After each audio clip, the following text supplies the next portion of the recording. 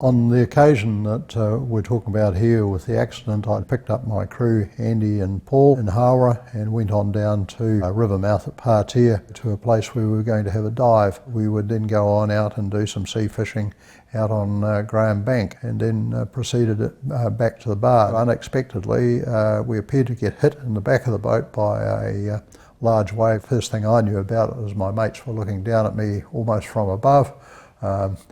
I looked down at my legs and I was water up to my knees, and I said, "Where did that come from?" And Andy didn't hesitate. He says, "We're out of here." And that was just the moment when the three of us were thrown out as the boat rolled over. And I in turn went to pull my life jacket cord and it didn't inflate. The next minute my dive tank that I'd used early in the day floated past, so I grabbed my dive tank, see myself either drifting in or needing some help. I didn't realise that I was probably 1.2 to 1.4 kilometres off. I thought, "Oh crikey, I might have to change the plan here. Do I let my dive bottle go and have a swim for it?" As my hands and my feet were starting to get pretty cold, yeah, I would have been pushing the limits. I heard the helicopter coming and they turned towards me, and it was a pretty good feeling to know they'd seen me, and they got their winchman organised and he came down and collected me. The nurses in the St John's ambulance said, "You're in the early stages of hypothermia." My hands were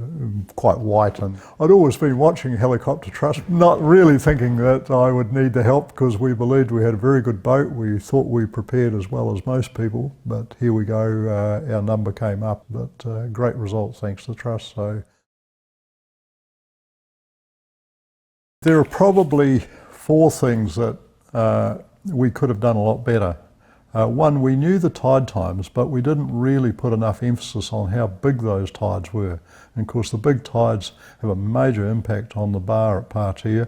The other thing is too that we were very fortunate to be only in the water an hour, but and we had probably a search area of maybe a square 1 to 2 kilometres. Whereas if you are way out on Graham Bank and you haven't given a position, the helicopter has got a massive job to try and work out where you are. So I think it's always important when you're on the radio to let them know which direction you're going. The thing that let me down, of course, is when I pulled the toggle on my life jacket, it didn't inflate. The gas cylinder had unscrewed itself from the pull cord toggle, and that's why it wasn't working. Yeah. Check your life jacket regularly. And the last thing is, we've always had an EPIRB on the boat, and great as it is, that boat went over so fast that we never really had a chance to take it with us. That would have helped a lot if we had done so. But if we'd had personal locator beacons on all three of us, we would have made it so much easier for the helicopter and their crew. So join Friends of Helicopter Trust, and that's the way you can help them continue to provide the service. There's no doubt about it, it saved my life. It's as simple as that.